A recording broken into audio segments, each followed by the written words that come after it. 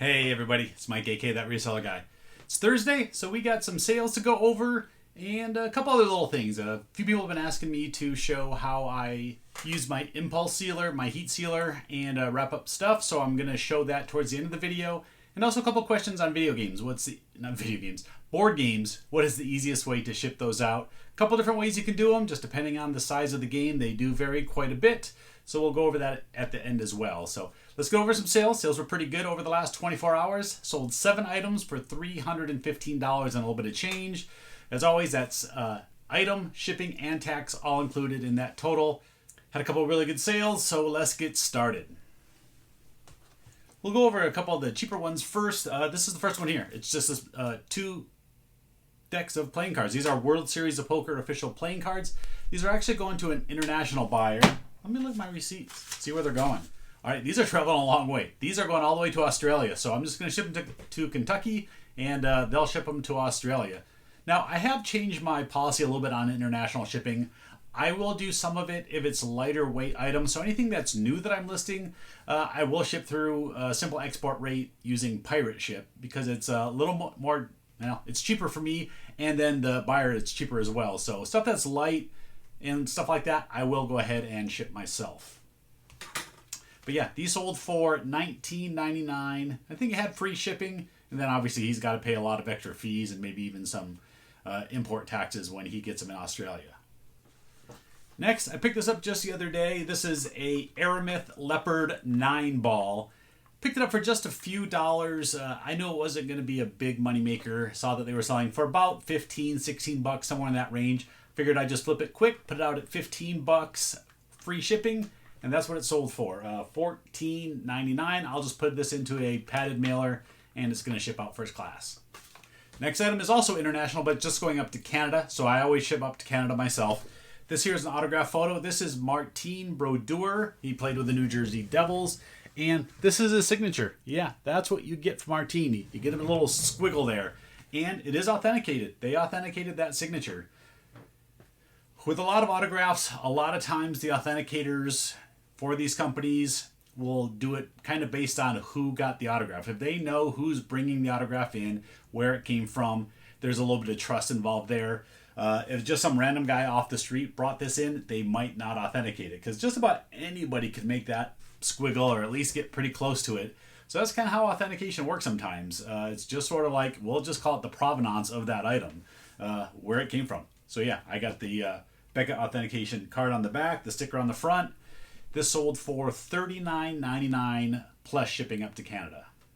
And then the next 4 items are all either clothes or shoes. It's kind of weird for me in the same day to sell that many clothing items, but that's how it went today.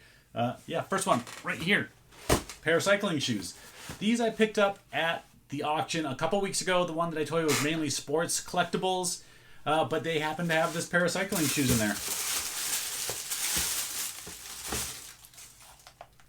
These I thought were brand new, but they look like they've been worn maybe once or twice. Fantastic condition. They actually already have the clips in the bottom, so that was a little bit of a bonus. Clips cost, I don't know, 10, 20 bucks depending on the quality of them. Paid $5 for these shoes at the auction, and they went for $34.99 plus shipping. All right, now the clothes. First one here. It's this Discovery Channel Nike cycling jersey. Picked this up again just within the last couple weeks. Listed it, sold pretty quickly. Used, they're going for about $25, so that's what I got, $24.99 plus shipping. Now with items like this, I'll only pick them up when they're $3 to $5 at a store. Sometimes cycling jerseys, the stores get a little crazy with them. They'll price them at $10, $15. I've even seen them at 20 bucks. If they're that high, I'm not buying them, obviously. $10, I'm not going to buy a $10 item to sell it for $25. Just not enough profit there after all the fees and everything. So again, if I can get them in that $5 or less range, I'll pick them up. This is a really neat shirt here. It took me quite a while to sell. I bought this one at the local sports auction. I probably paid between $2 and $5 for it, not too much. I think the reason why it's selling, there's some renewed interest in Mark McGwire and Sammy Sosa since the documentary. I can't remember if it started this week or next week, but this is from when Mark McGwire hit his 62nd home run. At the time, it was the new home run record. This is a brand new starter shirt with tags, but I've had it forever in my store. $14.99 plus shipping. And the last item of the day, again, I just picked this up in the last week. Showed it to you in my haul. This is Frank Sanders from the Arizona Cardinals jersey. This is a vintage Wilson brand jersey. They got the tag down here. He played with the Cardinals from 1995 to 2002. I had to look that up the other day as I was doing the listing. It sold the same day I put it out and listed it. I thought it would be a team issue jersey. It might be, but I checked in a group that I'm in that's a team issued and game used jersey group. The consensus was that it's not an actual team issued jersey, and there's a couple reasons why, and I thought that was a possibility. Some jerseys, they'll have like what they call like a little laundry tag up at the top. It'll say like the year and like either what size or what jersey set number it is, something like that. The second thing is on this tag, it has this number 50 here, but sometimes they'll have a second little tag hanging down that might say the year or the size number as well. So those are indicators to everybody that this wasn't team issued. There's no way to know for sure. So I just listed it as a Frank Sanders jersey. There was only one other jersey of his out there. So I priced mine pretty high. I priced it at, I think, $149, but I had it to accept offers down to $100, and somebody sent me an offer for $105, and I took it. So yeah, it was $105 plus $10 for shipping. I paid $40 for it. So I did pay up a little bit, but still in the end, I'm probably going to net, we'll say about $50. All right, that's it for sale. 7 items, $315. Everything's fairly small, so it should ship out pretty easy. Happy about that. Show you a quick item I picked up the other day. These were all at a thrift store. I paid $1 per toothbrush. So vintage toothbrushes, you've seen some other sellers sell them. They do pretty well. These are vintage gum by Butler. So there's 6 of these, all in the boxes. Usually if they're in the box, it's pretty much going to tell you it's a vintage toothbrush. These were all the same style, same brand. So I'm going to bundle this lot of 6 together. Like I said, I paid $1 a piece. I think I'm going to get probably $4 to $5 per toothbrush. Maybe not quite that much, but we're shooting for somewhere in that range. And then this brand here, I'd never heard of it. Tech. You can see this is just like a long, flat toothbrush. Another fairly old one. There were 5 of these. And again, from the comps, that's about what they're selling for. Anywhere between $3 to $5 per toothbrush in lots. So let's hope we get that. All right, let's talk board games now. So there's a bunch of different sizes and shapes of board games. I'll talk about a couple different ones. First is just going to be like a standard board game, vintage size. Most games today, they don't make in these longer boxes. This is kind of like the ones that you'll find from the 70s, 80s, 90s, those type of games. So yeah, this will not fit into your standard just priority mailbox, whether it's a small rate or a flat rate A, medium flat rate, the box is just too long for it.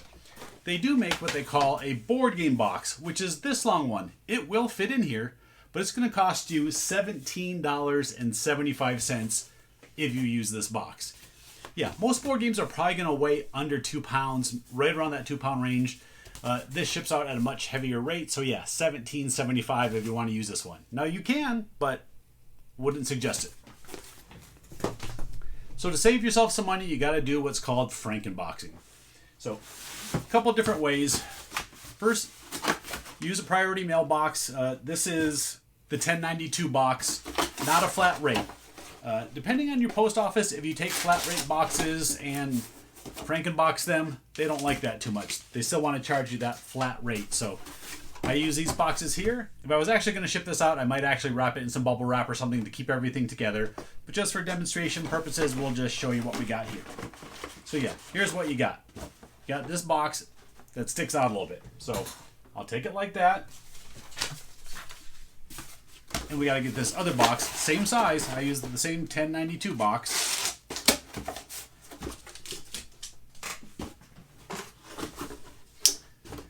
We'll wrap it up. Now we just got to see how much we need to cut off. So I'm going to give me a little extra room at the top, and then we need to go down to at least about there. So we're going to say about right there.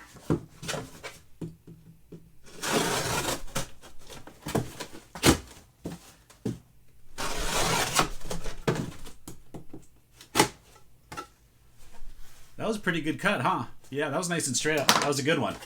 So yeah, you just take this. You can do it one of two ways. You can either just cap it over the top. I like to get one side of the flaps in and one side of the flaps out. So like that, you tape it up. measure the box, ship it just like that. All right, next. This is how most board games are now. You just get these squares. Not quite as big as that box. So there's a box that they make, well, that you can buy that's perfect for this size board games. And what's nice is it fits under pirate ships, their cubic rate. So this box here is 11 by 11 by 4. I buy them off eBay or Amazon, just depending where, and I think they run about 80 cents a box. Maybe you can find them cheaper if you get them in larger quantities. I usually buy them like 25 at a time. So yeah, this box here, it fits in literally perfectly in there. A little room left over on the top to where you just put a little void fill in there. And yeah, it folds up nice. And like I said, if you use pirate ship, you can get their cubic rate and, you know, probably ship this for around $10 cross country. And one last thing with board games, there are some crazy big ones, like this one here. Yeah, they don't make games this big anymore. They take up a lot of shelf space and nobody wants to ship this. Look, compared to this other board game, look, it's that much bigger. So yeah, this you gotta do some sort of crazy Franken box. Sometimes you can take two of these, put them together sideways, and you can do it that way. Some way, but yeah, you gotta do some crazy Franken boxing if you get these big ones. But generally, most games are gonna be smaller like that and much easier to ship. All right, I've never had that happen before. I just got an iPhone storage full message and it stopped my video as it was filming. I don't know exactly when it happened, so hopefully all that other stuff filmed. If not, it's probably had a weird cut there at the end. Hopefully it all made it.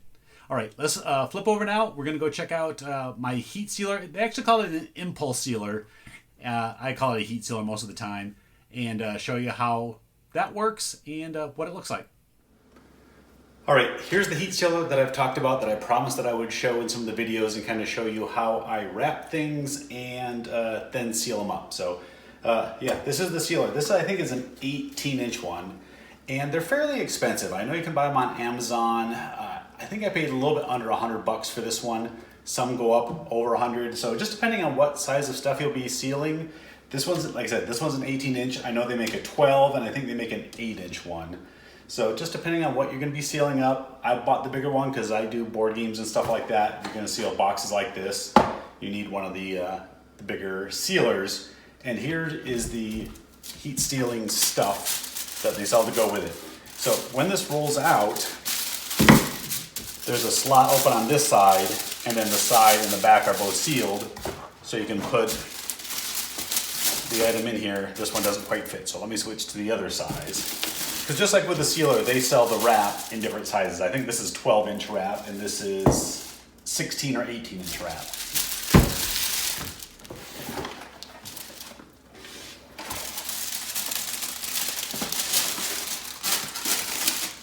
Okay, just throw it inside. So like I said, you got this side open, and this side is open all the way.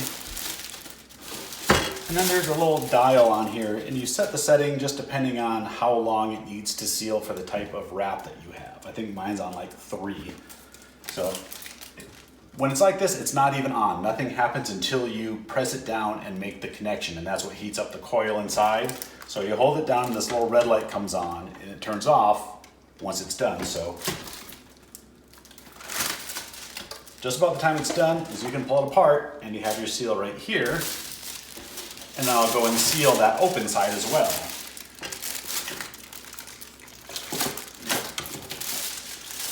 Sometimes it doesn't get it all, so I probably need just a little bit more time on there.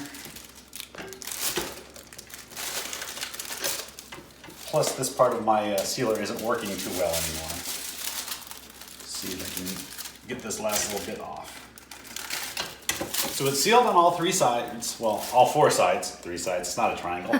But you see it's still all stretchy, so since this is shrink wrap, we have to go shrink it. So you have 2 choices. You have a heat gun, which I don't have. Heat guns work really well. Or you can use a hair dryer. That's actually what I use. So I'm gonna go get my hair dryer and come back and do this. All right, so like I said, I just use a hair dryer. I got this at the auction for $2, and that's why I use it.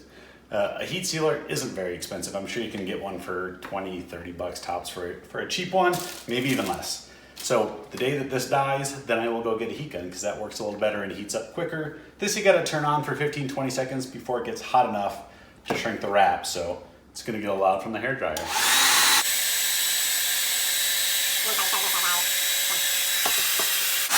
All right, so you can see, wrap is loose.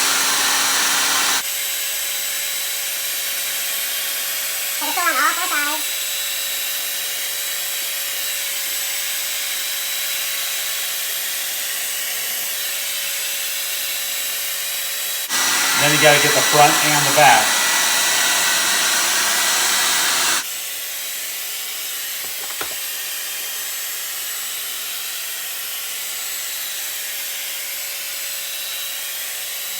Give it a look, see if I miss any spots.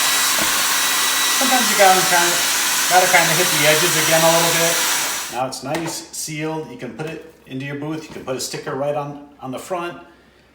Someone to get into this box is actually going to have to tear through the wrap instead of just open up the box and check to see if the pieces are in there. So in my booth, I will put the price and then I'll put pre-owned complete on it. So saying that the game is full, they don't have to open it up and look, and that's worked really well for me in the past. So yeah, that's a heat sealer.